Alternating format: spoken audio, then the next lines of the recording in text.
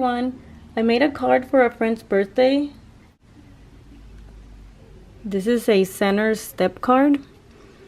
It measures 6 by 6.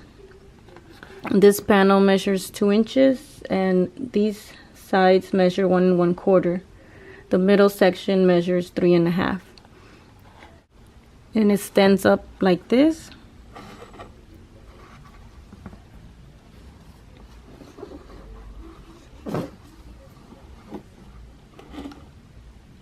All of the paper and cardstock are single sheets from Michaels.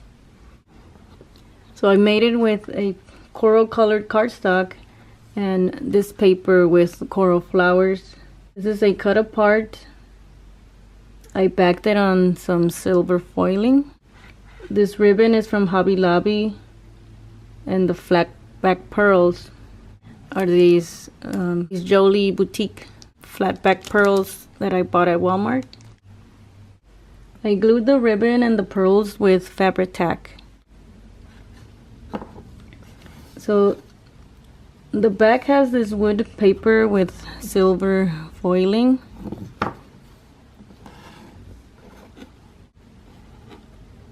And that's my card, and I thank you for watching.